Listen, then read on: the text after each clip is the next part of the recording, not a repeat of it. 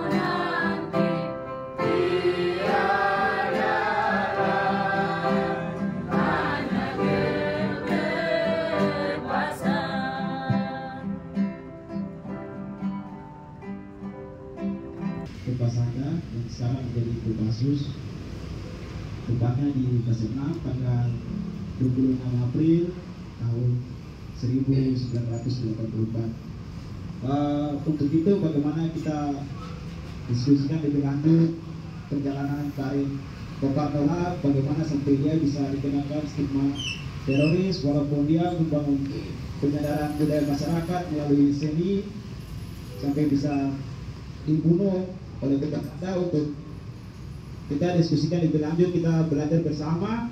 Langsung saja saya ingin mengundang kedua pemantik kita, ada kawan DV dan kawan Valdo untuk bisa debat di depan. Terima kasih.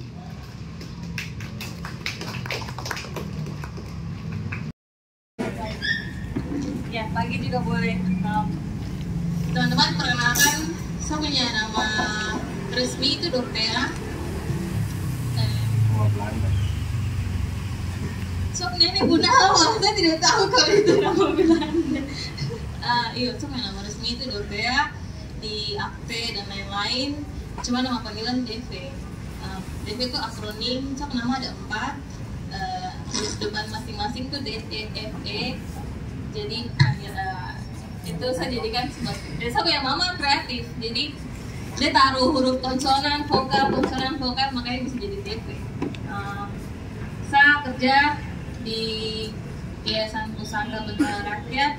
Kami fokus di organisasi yang bicara soal persoalan masyarakat adat. Dengan kakak Amrus yang ada duduk di situ kami bersama. Jadi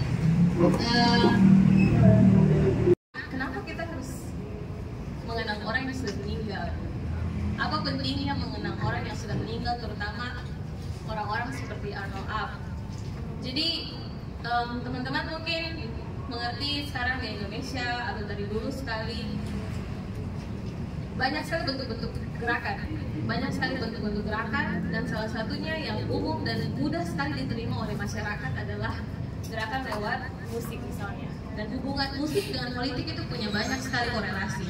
Kalau kita pergi ke US misalnya, itu teman-teman bisa nggak, oh di sana itu bentuk-bentuk pergerakan muncul dari lagu-lagu yang musik rap misalnya, atau R&B misalnya, lagunya Kendrick Lamar yang di DNA.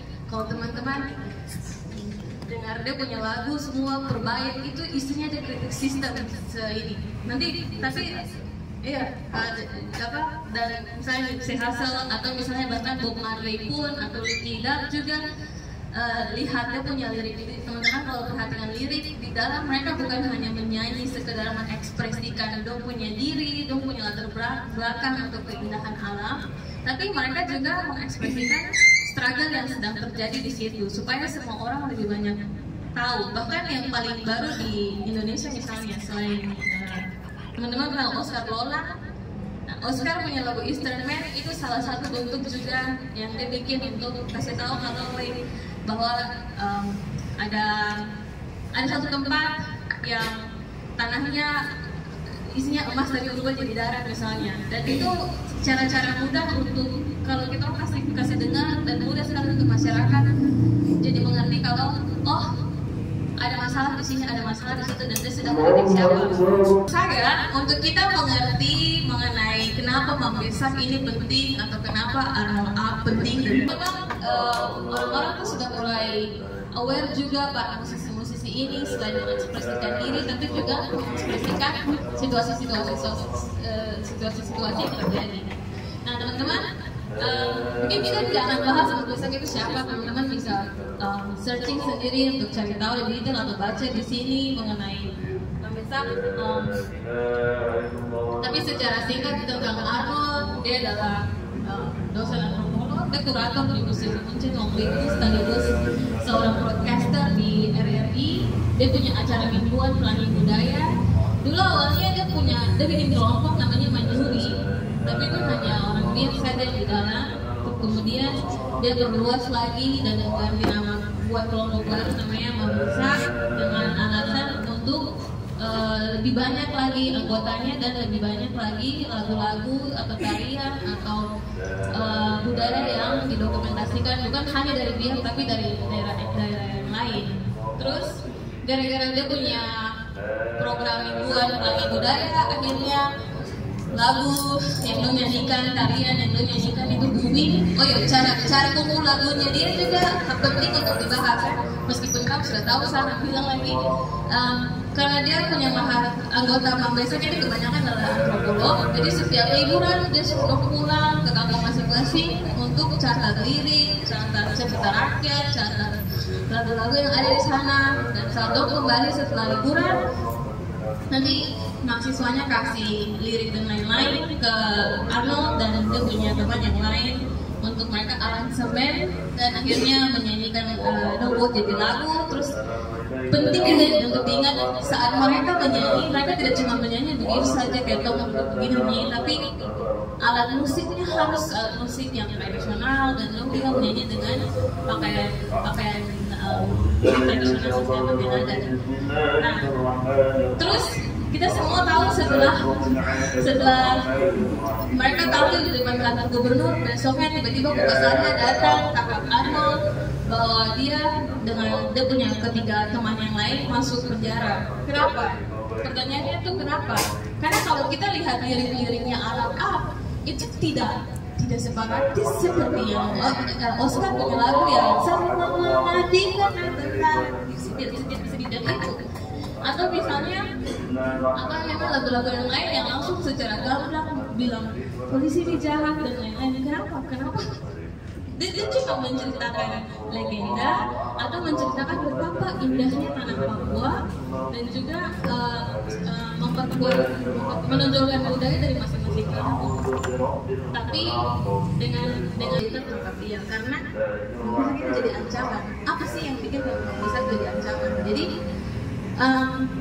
kalau kita lihat Papua pada masa Mambesak sedang tenar-tenarnya, sebenarnya posisi orang Papua saat itu ada di dalam bentuk penindasan. Sekarang juga sih, cuma karena kita mau bahas si artinya, jadi kita fokus ke zaman itu. Papua lagi ada di dalam posisi penindasan. Ada satu orang namanya Iris Yang. Nah, si Iris Yang ini dia kasih tahu kalau ada 5 bentuk penindasan. Aku bisa lihat kalau suatu tempat itu dia tertindas dari 5 ciri-ciri. Ciri pertama eksploitasi. Coba kita ingat saat itu, apakah ada eksploitasi yang terjadi? Alun-alun itu di tahun 70-an sampai 80-an. 2 tahun sebelum Papua masuk ke dalam pemerintah secara resmi, pemerintah pusat sudah tanda-tangani kontrak karya perlu. Maksudnya dia boleh eksplorasi sebebas-bebasnya, tidak perlu bayar pajak dan lain-lain. Jadi ternyata pada zaman itu wajah pertama penindasan ini sudah terjadi penindasan pada zamannya Mambesak. Yang kedua, ada indikator lain yang menentukan apakah suatu tempat itu tertindas. Yang kedua adalah marginalisasi. Kan program transmigran waktu itu banyak orang datang ke Papua. Alasannya sih memang baik untuk menciptakan lapangan pekerjaan, tapi jadinya adalah kita terpinggirkan. Selain terpinggirkan, banyak masyarakat asli yang terpinggirkan. Jayapura sekarang pun kalau kita melihat di tengah kota Jayapura, orang asli Jayapura tinggal di pinggiran. Hampir yang isi Jayapura itu adalah hutan. Dan zaman itu zaman itulah momentum si transmigrasi itu kan. Misalnya operasi Tumpas itu saya bikin sampai 17 kampung hilang. Maksudnya banyak sekali. Kalau teman-teman bukan kita kuis sejarah jauh lebih banyak tentang itu, tapi saya mau tunjukkan bahwa ada terjadi kondisi tidak berdaya masyarakat. Berikutnya ada cultural imperialism, itu imperialisme budaya. Jadi semua orang Papua sekarang tahu kalau budaya-budaya asli itu sebenarnya mulai hilang sejak negara, bukan agama masuk, karena agama kan paksa untuk ada hal-hal yang tidak boleh dilakukan lagi. Tapi juga budaya-budaya yang dibawa saat program transmigrasi itu datang. Jadi contoh, kita tuh tidak ada sungkem. Setelah kita ke sekolah baru kita mulai belajar saling. Padahal orang Papua saya tidak ada saling, gitu. Kita pengen nama itu saja. Atau misalnya pokoknya banyak hal-hal yang bikin sampai kita punya budaya itu dipaksa. Bahasa daerah itu paling kelihatan. Jadi pemerintah pada zaman itu dia mau supaya seluruh daerah Indonesia sama budayanya supaya setia, tidak ada perbedaan. Padahal sebenarnya perbedaan itu keunggulan. Jadi akhirnya tidak boleh bicara bahasa daerah. Waktu itu bahasa Belanda juga tidak boleh. Semua orang harus pakai bahasa nasional yang sama. Makanya semakin ada banyak sekali contoh-contoh di mana kita punya budaya juga ikut terpinggirkan. Jadi kalau teman-teman lihat kelima indikator penindasan ini terjadi saat itu bahwa ada eksploitasi, masyarakat tidak berdaya, budayanya terpinggirkan, termarginalisasi pada zaman itu ya. Sekarang kan lebih parah lagi kalau kamu harus analisis lagi.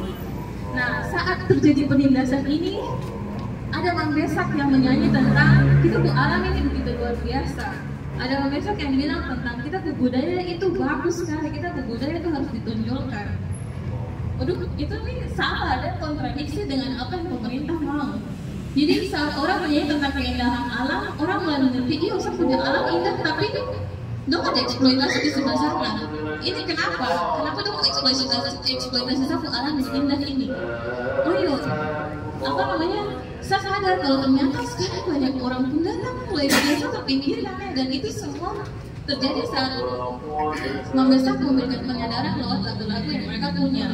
Bahkan lagu-lagu yang tidak sentuh, tidak langsung mengeluarkan statement politik, tapi dia buat penyadaran. Nah, itulah mengapa pemerintah akhirnya pusing. Ini bagaimana ini ada satu kelompok yang bikin kita berencana buyar. Sehingga menurut apa yang saya temukan, itu buat sampai Membesak akhirnya jadi sebuah ancaman terhadap pemerintah Indonesia. Dan ini luar biasa sekali, karena apa yang Membesak lakukan juga sebenarnya menunjukkan kalau musik atau gerakan-gerakan budaya seperti itu punya kekuatan yang luar biasa besar untuk lawan kekuasaan yang lebih besar lagi. Cuma Membesak itu saja sampai kirim propaganda untuk kirim untuk tangkapan maaf dan lain-lain. Jadi dan kalau kita lihat setelah Membesak berakhir naik ke Black Brothers juga kisahnya hampir sama, maksudnya polanya hampir mirip. Untuk penyanyi hari kiamat terus langsung bubar, masing-masing terpisah kemana-mana. Kalau kita lihat yang lain-lain juga mungkin polanya mirip seperti itu, bahwa pemerintah sedang buat supaya jangan ada penyadaran bahwa orang-orang bodoh tidak boleh, orang-orang bodoh sadar kalau kita kok alam sedang dieksploitasi, itu tidak boleh sadar kalau nama budaya itu kuat sekali, karena secara Melanesia menurut saya sudah berbeda. Kita orang Melanesia itu tidak sama seperti orang Melayu. Kita orang Melanesia itu komunal lebih utama. Cara kita melihat kita punya diri itu berbeda sekali dengan orang Melayu, dan saat kita kuat, kita bangga dengan budaya, itu jadi ancaman. Itulah mengapa Membesak akhirnya jadi ancaman untuk pemerintah Indonesia. Jadi kalau gitu ngapain sebenarnya kita ada di sini malam hari ini, sore hari ini, untuk kenangan apa yang Arnold aku ajak teman-teman untuk coba refleksi. Saya punya diri, siapa saya di dalam saya punya sejarah Papua. Karena itu namanya memaknai sejarah. Contoh, saya punya nama Dorothea. Memang tidak mirip-mirip amat, cuman saya tahu bahwa di dalam sejarah Papua tuh ada orang namanya Dorotheus. Dorotheus Dalwai. Cuma tahu soal itu saja bikin saya macam, deng, ada orang yang namanya hampir mirip pernah buat sesuatu seperti ini. Berarti sudah mulai mengikatkan saya punya diri dengan lini masa sejarah Papua misalnya. Lalu ada satu lagi, kemarin saya membongkar kejadian yang berdarah.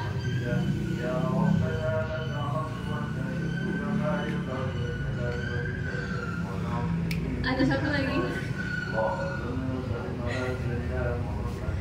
Memang saya tidak kenal siapa itu Toncio Wisir, tapi hanya lihat namanya saja, saya langsung berpikir, oh shoot, dia mungkin saya punya saudara, dia mungkin saya punya bapak tua, saya punya nenek, saya punya dede. Artinya apa? Saya terlibat dengan dia berdarah. Jadi kalau saya tidak bicara tentang dia berdarah, artinya saya tidak peduli dan saya punya keluarga dan saya punya sejarah. Itu mari saya ajak teman-teman semua untuk refleksi lagi. Entah dari mana, atau tuh punya nenek dan tete pernah bikin apa, atau tuh punya tanggal lahir berapa dekat dengan tanggal berapa. Untuk kita coba kaitkan lagi dengan apa yang terjadi di dalam sejarah masa lampau. Karena ini yang kita lakukan sekarang itu yang sedang kita lakukan. Kita memaknai sejarah bahwa dalam perjuangan ada orang-orang ini dan kita terhubung dengan mereka. Saat kita seperti begitu, kita bisa strategi nanti ke depan bagaimana. Yang penting kita tahu bahwa kita punya peran sangat penting dalam sejarah Papua dan pergerakan Papua di masa depan. Mungkin itu saja, itu saja terkait dengan Membesak dan bagaimana kita harus maknai kita sendiri dalam sejarah pergerakan ataupun nanti ke depan. Saya langsung kasih ya teman-teman. Iklan di sebelah, jadi mungkin tadi kalau David bertanya kenapa penting untuk dikenang, dan juga mungkin satu besar kita harus refleksikan siapa kita berdiri dalam sejarah, itu penting sekali untuk kita refleksikan bahwa seperti tadi kan sudah jelaskan Pak Hebat, itu menjadi ya setidaknya menjadi motivasi untuk kita terus berjuang. Mungkin tangan kanan kita tangan kiri sejajar. Ini kita langsung dari poin intinya. Kawan-kawan hari ini kita semua nih hari ini sadar, kita hari ini kawan-kawan hari ini datang itu karena kita memperingati tentang kita punya kalau bisa dibilang dia tokoh revolusioner ya, karena dia membangkitkan rasa tentang bagaimana kita rasa tentang spiritualitas nasionalisme orang Papua yang pada saat itu hidup dalam genggaman kolonialisme. Dan dia nama tuh panggilan kalau tahu Arodemes apa. Di sini di tema tuh bernyanyi untuk hidup. Dia pernah sebelum dia meninggal tuh kan ada tulis, orang berpikir kalau saya adalah orang gila. Itu sebelum dia meninggal tuh cok, sebelum dia mati tuh. Belum kan dibunuh. Itu pengantar kawan-kawan sambil kawan-kawan ke poin-poinnya tadi. Jadi ada 3, kawan-kawan harus berpikir bahwa ini ada 3 poin. Pertama itu sejarah, budaya, sama manusia. Ketiga poin adalah aktor, adalah pelaku. Manusia tidak bisa hidup tanpa sejarah atau pengalaman masa lalu, dan dia tidak bisa hidup tanpa yang namanya budaya. Karena jati diri sebagai manusia berangkat dari latar belakang sebagai di mana dia hidup atau kebiasaan perilaku. Kawan-kawan kalau kenal tentang tokoh revolusioner, tokoh sastra Rusia, Taylor, kemudian sama Tucker Carlson, mereka punya pemikiran-pemikiran yang mereka tulis tentang revolusi perindustrian di Prancis sana tuh. Kalau saya bawa kita ke sana, saya bawa kita ke Eropa, baru kita ke Papua. Dari sana tuh pemikiran-pemikiran itu maksudnya menulis tentang penyadaran. Jadi kalau Arnold dia menyadari orang Papua tentang musik.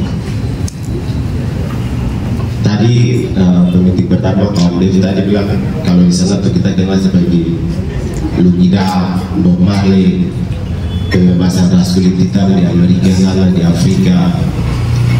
Kemudian kalau kita ya anak-anak muda sekarang kenal tentang dunia rapper seperti Tupac Shakur, Nipsey Hussle, Dus Diddy. Itu jangan kita pandang mereka dari satu posisi pandang, tidak boleh. Karena mereka itu di saat itu tuh ras kulit hitam itu sedang ditindas habis-habis oleh Amerika. Amerika tuh pulau kosong yang diisi oleh banyak pendatang. Jadi yang punya asli Amerika itu ras merah, bukan orang Amerika yang paling banyak itu kan dari Cina, terus India itu kalau dari ras kulit merah itu mereka yang punya tempat seperti orang Papua yang punya tempat. Mereka didatang dan membuat mereka tersingkirkan. Kawan-kawan, itu tadi kita di Eropa kita jelatin, sekarang kita balik ke Pasifik. Di Pasifik ini kita lihat dengan yang namanya tuh tahun 2000 berapa? 20 kemarin ya, yang pas di abad modern. Di abad yang sudah kenal yang namanya itu teknologi dan berjuang untuk mereka. Kenapa kita tidak?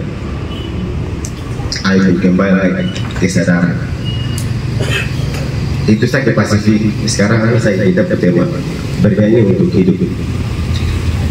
Arodemes Up dilahir pada tanggal 1 Juli. Orang Papua hidup dalam genggaman, hidup dalam yang namanya itu hierarki. Kalau bahasa apa dulu, bahasa Italia, bahasa Spanyol, imperium kayak itu, kerajaan. Hari ini dinyatakan kalau kita bisa lihat bahwa ya kita memang hidup di dalam yang namanya itu politik apa namanya demokrasi absolut gitu. Jadi dari atas ke bawah. Kemudian dia coba untuk membangkitkan rasa nasionalisme terhadap situasi kejadian yang hari itu terjadi, yang pada tahun itu terjadi di Papua. Dorang ini menganggap negara kolonial ini menganggap bahwa itu bersekongkol dengan sejak itu perempuan. Tapi Sebenarnya tidak, Reno tidak pernah temukan satu fakta yang mengklaim Korea adalah bagian dari sejarah Tim Korea. Yang pada tanggal 1 Juli mereka proklamasi tentang bahwa mereka di markas Pretoria. Ini kan tidak pernah menemukan bukti bahwa dia adalah bagian daripada mereka. Dia ini adalah musisi budaya, dia ini adalah musisi, dia ini adalah seorang antropolog yang mencoba untuk bagaimana membawa orang Papua ke dalam alam pikirannya orang Papua. Kalau di abad-abad sebelumnya kita dapat pikiran alam Yunani, alam